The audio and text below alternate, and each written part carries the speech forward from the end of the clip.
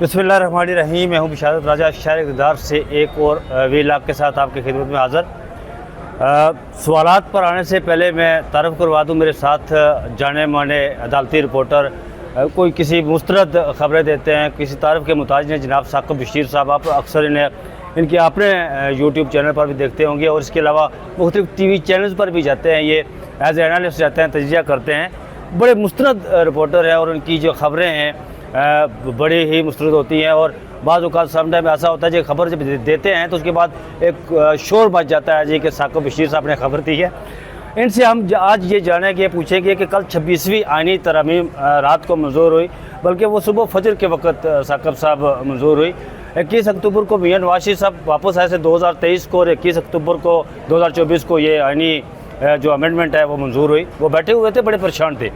और उस जो आइनी तरमीम है उसके मंजूर होने के बाद आज पहला दिन था सुप्रीम कोर्ट में। तो हम सोच रहे थे कि हाल चाल होगी, कोई बड़ा है, कोई मतलब किसी तरह का। लेकिन जस्टिस मंसूर शाह ने 26वीं आइनी तरमीम जब उसका जिक्र आया तो उस पर उन्होंने कहके लगाए। उसके साथ जस्टिस आयशा मलिक ने भी कहके लगाए। और आज चीफ जस्टिस काजी फाइज ईसा की अदालत में एक केस था जो बड़ा मशहूर केस था, वो बल्ले का नरसाड़ी वाला केस लगा हुआ था। वहाँ पर वो अहमद अली ख़ान से भी उलझ पड़े और बैरिस्टर अली ज़फ़र से भी उलझ पड़े। उन्होंने क्या कहा, आप अदालत के अंदर मौजूद थे, मैं भी बैठा हुआ था, आप ये ज़बानी सुनते हैं। पहली बात तो ये है कि बिशारत राजा साहब हमारे जो देखने वाले हैं, मैं उनको कहूँगा कि बिल्कुल राजा साहब जो है वो यूट्यूब की दुनिया में नए आए हैं। इनका आपने चैनल एक तो सब्सक्राइब भी करें, बेल आइकन का बटन ज़रूर प्रेस करें ताकि वीडियोस आपको वक्तन जब इनकी आएँ तो मिलती रहें। बड़ी दिलचस्प और चुटकुलों के साथ जो है वो आपको ये वीडियोज़ इनकी मिलती रहेंगी। बहुत शुक्रिया। आपके सवाल पे आते हैं राजा साहब। ये वैसे मेरे लिए तो बड़ा हैरान कुन भी है और इसको क्या कह सकते हैं, अफसोसनाक भी है। चीफ जस्टिस काजी फाइज ईसा आज 21 अक्टूबर है, 26 अक्टूबर को वो किस्सा माजी हो जाएंगे। 25 अक्टूबर को वो रिटायर उन्होंने हो जाना है। 4 दिन पहले उनके मुंह पे, लेकिन गुमनामी की ज़िंदगी पे तो नहीं जाएंगे ना वो। नहीं, वो जहाँ भी जाएं वो जाएं, लेकिन उनके जो फैसले हैं, उन्होंने जो 1 साल गुजारा है, वो सब कुछ याद रखा जाएगा। और जिस केस की हम बात करने लगे हैं, ये ख़ास तौर पर टॉप ऑफ द लिस्ट जो है वो याद रखा जाएगा। मतलब 4 दिन पहले उनके मुँह पे एक सीनियर वकील, ये हामिद खान सिर्फ एक वकील नहीं है। हामिद खान वो वकील हैं जो एक स्कूल ऑफ थॉट है जी, स्कूल ऑफ थॉट है। और जो चीफ जस्टिस काजी फाइज ईसा, जब जस्टिस काजी फाइज ईसा थे, अगर के दोनों में बड़ी तब्दीली आ गई तो उन पे के ऊपर जो मुश्किल वक्त था, उस वक्त काजी फाइज ईसा उनके साथ खड़े थे और बिल्कुल जो वो बगैर किसी उसके खड़े थे। तो उन्होंने आज उनके मुंह पर कहा कि मैं किसी भी एक जानिबदार या मुतासिब जज, तो मोस्ट बायस जज, उन्होंने ये लफ्ज़ इस्तेमाल किया दो दफ़ा इस्तेमाल किया। बल्कि जब हुक्मनामा लिखवा रहे थे तो उस वक्त भी वो रोशनों पर लिखे ऑर्डर में, लेकिन उन्होंने नहीं लिखा, ऑर्डर में नहीं लिखा। और उन्होंने ये कहा 4 दिन पहले एक जज के लिए मेरा ख्याल में बड़ी एक शर्मिंदगी का मुकाम है कि आपके हवाले से शर्मिंदगी, साकिब साहब, शर्मिंदगी उससे होती है जो समझता है कि मेरे लिए ये बड़ी ही तहकीर अमेज़ बात है, बड़ी तज़ीक अमेज़ बात है मेरे लिए अगर कोई एक सीनियर वकील जो स्कूल ऑफ थॉट है, जिनकी लिखी हुई कुतुब जो है वो लॉ के कॉलेजेस में पढ़ाई जाती हैं, सिलेबस में पढ़ाई जाती हैं, वो वकील उनके सामने खड़ा होकर ये कहता है। तो चीफ जस्टिस काजी फाइज साहब क्या समझते हैं? आज भी उन्होंने कहा जी कि यहाँ आप सियासी बात ना करें। जब सियासत की बात करते हैं अदालत के अंदर, तो जब वो खुद वकील बनकर पाकिस्तान तहरीक इंसाफ के ख़िलाफ़ जब भी कोई केस जाता है, पाकिस्तान तहरीक इंसाफ का मैं नाम ले रहा हूँ, उनके ख़िलाफ़ जब जाता है वो फ़रीक बनती है, उनके दूसरे फ़रीक की तरफ से खुद वकील बनकर आ जाते हैं, वहाँ पर सियासत करते हैं। तो ये पाकिस्तान तहरीक इंसाफ के वकील को हमेशा क्यों कहते हैं कि यहाँ आप सियासी बात ना करें, आईनी बात करें, कानूनी बात करें? हम उनकी आईनी कानूनी जो फैसला वो कहते हैं, उसी से सियासत अगर निकालना चाहें तो वो जो 13 जनवरी का जो फैसला है, बल्ले का निशान लिया गया था इंटर पार्टी इलेक्शंस के हवाले से, वो बुनियादी तौर पर सियासत थी। वो क्यों हम मतलब सियासत कह रहे हैं? वो इसलिए सियासत कह रहे हैं कि पाकिस्तान में जो मुरवजा जो इंटर पार्टी इलेक्शंस का निज़ाम है, वहाँ पे आज फिर उन्होंने कहा कि जी अनअपोज क्या होते हैं, अनअपोज हो गए। अनअपोज क्या होता है? तो मुस्लिम लीग नून इसी तरह पीपल्स पार्टी, JUI, सारे दीगर जमातें, अवामी नेशनल पार्टी के साथ क्या हुआ पार्टी जी, उनमें अनअपोज होते हैं। तो ये अनअपोज वाला मामला, तो मैं कहना ये चाह रहा था कि इस बुनियाद पर उन्होंने एग्जैक्टली 2 दिन रहते थे अभी निशान जो जमा कराने थे, और उस वक्त की जो सिचुएशन थी इतनी टेंस थी कि उनके लोगों को वैसे ही मार के रसा करके टॉर्चर करके पीछे धकेला जा रहा था। टाइमिंग बड़ी कैलकुलेट करके वो आ लेके नहीं रहे थे वो इलेक्शन की तरफ। तो चीफ जस्टिस काजी फाइसा ने वो काम वो फैसला दिया। उस फैसले के इतने गहरे असरात हैं। ये मखसूस नशिस्तों का फैसला, इसकी असल जड़ जो है वो 13 जनवरी का बल्ले के निशान का फैसला जी, और उस वजह से ये मखसूस नशिस्तों मतलब बल्ले का निशान लिया। उसके बाद कहते रहे कि नहीं जी मेरी तशरीह तो हमने तो सिर्फ बल्ले का निशान लिया था, बाकी राइट्स तो उनके थे और मखसूस नशिस्तों के केस में माने भी। हाँ जी, लेकिन क्या हुआ, वो जो आपने राइट्स उनके वापस हुए लिए गए, इलेक्शन कमीशन ने धड़ल्ले से लिए। आज भी इलेक्शन कमीशन कह रहा है कि हमारी तशरीह बिल्कुल दुरुस्त थी। उनका वकील उनके अदालत, इसके बावजूद चीफ जस्टिस साहब जो है उन्होंने जो फैसला दिया उस 13 जनवरी से पहले, मैं तो हैरान परेशान, मैं तो सर पकड़ के बैठ गया कि जस्टिस मुसर्रत हिलाली जिन्होंने जब इलेक्शंस की बात हो रही थी, इंट्रा पार्टी इलेक्शंस की, उन्होंने वो चमकनी जो है वो बार जिक्र किया, बार बिल्कुल ऐसा ही है। अब सूरत हाल ये थी कि इस्लामाबाद में भी इलेक्शंस कराने के लिए उनको जगह जहाँ मिलती थी वहाँ पुलिस जाके जनाब रेड कर लेती थी, गिरफ्तार कर लेती थी लोगों को। जी, वो जो लगाते थे कैंप वगैरह वो लेकर चले जाते थे। वो उन्होंने जो आज बात की इतनी हैरान कौन थी कि आप सर पकड़ लेंगे। उन्होंने कहा कि आपको 13 जनवरी का फैसला आ गया तो 8 फरवरी तक तो 20-25 दिन थे, आप करवा लेते इंतखाबात करा लेते।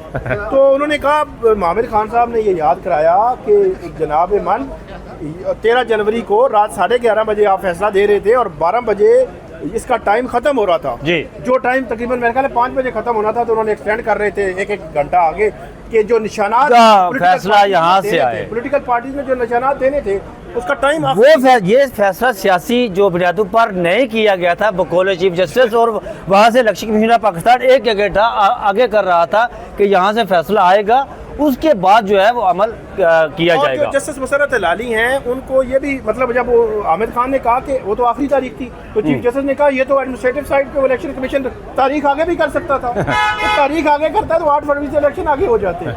फिर मुसर्रत हिलाली साहिबा जो है वो फरमा रही थी कि 13 जनवरी से 8 फरवरी तक 20-25 दिन थे, आप इलेक्शन करा लेते। समझ नहीं आ रही मुझे कि बेंच को या तो कैलकुलेशन उनकी नहीं है या उनको आइडिया नहीं है कि इलेक्शन अगर हो भी जाते फर्ज करें तो उनका वो इस फैसले के साथ क्या ताल्लुक होता। जो फैसला इसी बेंच ने दिया, इसी बेंच ने जो फैसला दिया उसकी गलत तशरीह की गई। इस बेंच ने कभी ये बोदर नहीं किया कि यार इलेक्शंस आ रहे हैं, उन इलेक्शंस में जा रहे हैं, और सारी खबरें रिपोर्ट हो रही थी, हर चीज़ रिपोर्ट हो रही थी कि उनको पॉलिटिकल राइट्स उनसे ले लिए गए, सारा कुछ कर लिया गया है, लेकिन इन्होंने उसकी वजाहत नहीं की। नहीं, मतलब इनको वजाहत करनी चाहिए थी, उसी वक्त नहीं की, तो कम से कम आज जो है वो उसको साकब साहब, काजी साहब हमेशा कहते हैं कि जो वो बुनियादी इंसानी हकूक़ की बात करते हैं, फंडामेंटल राइट्स की बात करते हैं, तो वो फैसला जिसमें 8.5 करोड़ लोगों का वोट बुनियादी इंसानी हकूक़ में आता है ना, वो छीना गया। लेकिन वो कभी उस फैसले को जस्टिफाई करने के लिए कभी बरतानिया के कमिश्नर को ख़त लिख रहे होते हैं, कभी कुछ और कर रहे होते हैं। अच्छा, आते इस बात पर कि वो बैरिस्टर अली ज़फ़र जब रोस्टर पर गए तो उन्होंने 26वीं आईनी तरमीम का जिक्र किया, वहाँ पर वो उलझ पड़े उनसे, वो क्या सारा मामला था? उलझ तो पड़े, उन्होंने ऐसे कराया महसूस कि जैसे ही मतलब कुछ है ही नहीं है। मतलब 26वीं जैसी कोई चीज़ एग्जिस्ट ही नहीं करती। वो आएगा तो देखेंगे, तो इस तरह करके वो उन्होंने उसको इग्नोर कर दिया। तो मेरे लिए वैसे हैरान कौन था, आपके 4 दिन रह गए हैं और एक वकील आपके सामने खड़ा है, आप फर्ज करें इस बेंच को तब्दील नहीं भी करते तो मर्जर कर दें, फिर बाद में देखा जाएगा। लेकिन होना ही तो ये चाहिए। नहीं, अगर 63A वाले फैसले में ये अपने जनाब स्कोर सेटल कर सकते हैं पुराने जजों से, तो अगर ये बल्ले वाला निशान वाला फैसला अगर रह जाता तो फिर वो आने वाले भी कोई हो सकता है स्कोर तो नहीं था। ये फैसला ही सारा रद्दी की टोकरी में जाना है। ये फैसला ये तो मैं कहता हूँ कि जिंदगी भर इसके लिए वो क्या कहते हैं, जस्टिस मुनीर जो है उसे फैसला दिया था, किताब भी नहीं, जस्टिस मुनीर के सफ़े पर तो इससे ऊपर वाली लकीर पर चीफ जस्टिस काजी फाइसा का नाम लिखा जाएगा। अच्छा साकब साहब, ये 26वीं आईनी तरमीम के वकला ने भी कहा कि हम इसको चैलेंज करेंगे। इस पर आने से पहले जस्टिस मंसूर शाह ने आज कह के लगाए अदालत में, जब उनका जिक्र हुआ कि उन्होंने कहा जी कि 26वीं आईनी तरमीम का एडिशनल अटॉर्नी जनरल, उन्होंने पूछा उससे कि कहाँ है वो बेहतर क्लाइमेट के हवाले से, उसके कमेटी के हवाले से, चेयरपर्सन के हवाले से जो है ना वो केस की समाअत हो रही थी, तो उन्होंने उनसे पूछा कि कहाँ है अटॉर्नी जनरल साहब, तो उन्होंने कहा जी कि वो कल बहुत मसरूफ़ थे, पिछले को 2-3 दिन से तो वो रेस्ट कर रहे हैं। तो उन्होंने कहा जी कि अच्छा वो मसरूफियत तो उनकी ख़त्म हो गई ना अब। तो फिर वो 26वीं आईनी तरमीम का जिक्र हुआ तो उन्होंने कहा जी कि क्या जनाब ये केस हम सुनेंगे या कोई दूसरा बेंच सुनेगा, आईनी बेंच। तो इस पर जस्टिस आयशा भी हंसी और जस्टिस मंसूर शाह भी, उन्होंने भी कह के लगाए। उन्होंने साथ एक और कहा, उन्होंने कहा कि अब यहाँ पर हमें हर बार ये सवाल उठाना पड़ेगा कि क्या ये केस आईनी बेंच सुनेगा या फिर ये सुप्रीम कोर्ट सुनेगी। उन्होंने ये भी कहा कि चले इस 26वीं आईनी तरमीम आने तक हम इसको समझेंगे, हमें 2 हफ्ते लगेंगे, 3 हफ्ते लगेंगे, इस केस को हम मुलतवी करते हैं। तो अब क्या देख रहे हैं कि आज वो कमेटी भी बन रही है उस 26वीं आईनी तरमीम के हवाले से, जो सुप्रीम कोर्ट के चीफ जस्टिस की नॉमिनेट करेगी। तो क्या समझते हैं कि किसके चांसेस हैं, तो बाकी जजेस क्या करेंगे, खबर क्या है? वैसे पहली खबर तो ये है कि ये आईनी तरमीम 25 अक्टूबर के बाद सुप्रीम कोर्ट में चैलेंज होंगी और ये वकला चैलेंज करेंगे। जो सीनियर वकला हैं इनकी जानिब से पिछले 1 माह में तकरीबन पूरे पाकिस्तान में ऑल पाकिस्तान लॉयर्स कन्वेंशन भी किए गए।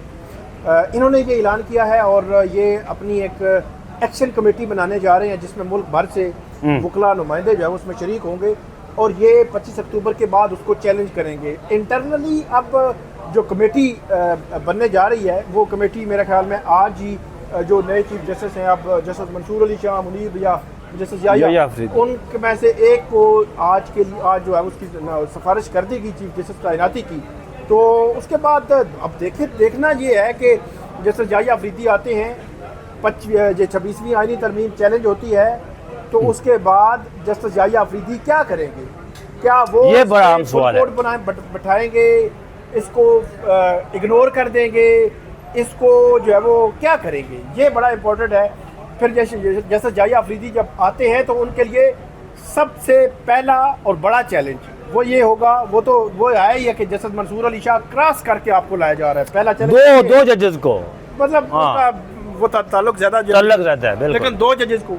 तो एक पहला चैलेंज, दूसरा चैलेंज उनके ये होगा कि वकला एक्टिव हो रहे हैं और उनकी जो पिटीशन आएगी चैलेंज करेंगे, वो एहतजाज भी जो वो कर सकते हैं, तो ये एक दूसरा बड़ा चैलेंज होगा। और भी बहुत सारे चैलेंजेस हैं क्योंकि जैसे याह्या अफरीदी उनके हवाले से ये एक मतलब जिससे भी आप पूछेंगे ना तो वो कहेगा कि उनका एक अपना ही माइंड सेट है। देखिए मैं आपको बताता हूँ साकिब साहब, मिलिट्री अदालतों वाला केस लगा, उन्होंने 1.5 इंच की कलाता मस्जिद उस फैसले में तैयार की। इस्लामाबाद हाई कोर्ट के 6 जजेस का मामला था, उसमें भी उन्होंने अपने इकलाता 1.5 इंच की मस्जिद तैयार की। जो अभी रिसेंटली मखसूस चिश्तों वाला केस था उसमें भी अपनी उन्होंने 1.5 इंच, वो हर केस जिसमें बैठते हैं ना वो एक अलग 1.5 इंच की मस्जिद तैयार करते हैं। ये शुरू पहले दिन से ये हो रहा है। और जो आपने बात की एजिटेशन की, एहतजाज की, तो आपको याद होगा कि 2007 में जब वो तहरीक चली थी आज़ाद अदलिया की, तो जस्टिस याह्या अफरीदी ने पेशावर वाला महाज संभाला, पेशावर इस्लामाबाद वाला महाज संभाला हुआ था। वो इसे बखूबी आगाह है जस्टिस याह्या अफरीदी कि जब आज़ाद अदलिया की तहरीक चलती है तो वो उस वक्त चलती है कि जब बुनियादी इंसानी हकूक़ कहीं उससे मुतसादम जैसे कोई अमेंडमेंट आती है या इंडिपेंडेंस ऑफ जुडिशरी जो है वो उस पर वार किया जाता है। जब आज़ाद अदलिया पर जब वार किया जाता है तो उस वक्त चलती है। ये चीज़ देखने वाली है। तो जाते जाते साकिब साहब ये बताइएगा कि क्या समझते हैं आप कि चीफ जस्टिस साहब सिर्फ सुप्रीम कोर्ट बार एसोसिएशन से डिनर लेंगे या और भी कोई मामला? मेरा ये ख्याल है कि बहुत कुछ हमें देखने को मिलेगा 24 और 25 अक्टूबर को। और जिस तरह का बिहेवियर रहा है आखिरी मंथ में, 1 मैन शो कमेटी बिल्कुल अलग थलग, फुल कोर्ट, सब कुछ मतलब माइनस करते गए हैं। तो वो जो माहौल रहा है उस माहौल में तो मुझे उसके असरात जो बार का डिनर होगा या जो है वो उनका जो फुल कोर्ट रेफरेंस है उसमें मुझे कहीं ना कहीं वो असरात नज़र आएंगे। वो कुछ लोग मिसिंग मतलब वहाँ पे हो सकता है उसको अटेंड ही ना करें। जिस लेवल पे चीज़ें लेकर गए हैं काजी वक़्त, तो इससे असर मुझे होता नज़र आता है। काजी उल कज़ा काजी फाइज साहब, बहुत शुक्रिया साकिब बशीर साहब। नाज़रीन, ये अगले व्लॉग तक यहाँ पर पल पल खबरें अपडेट होती रहती हैं। शायद आज ही चीफ जस्टिस ऑफ पाकिस्तान जो नए चीफ जस्टिस की नामजदगी होगी उनका नोटिफिकेशन हो जाए, या कोई और ख़बर जब डेवलप होगी तो फिर इंशाल्लाह हम आपको उससे भी आगाह करेंगे। तो नाज़रीन, मैंने अपने पिछले व्लॉग में, जो इससे पिछला व्लॉग में मैंने किया था, उसमें मैंने बताया था कि सुप्रीम कोर्ट में जो चीफ जस्टिस काजी फाइज साहब की अदालत में बल्ले वाला मामला लगा हुआ है, केस लगा हुआ है, उसके फैसले के मतलब मैंने बताया था, पहले बता दिया था कि वो मुंतकम मजाजी का फ़ैसला आएगा, एक मुनसफ मजाजी का फ़ैसला नहीं आएगा, और वो फ़ैसला ऐसा ही आया। मुझे अगले व्लॉग तक दीजिए इजाज़त। अपना बहुत सारा ख्याल रखिएगा। अल्लाह हाफ़िज़।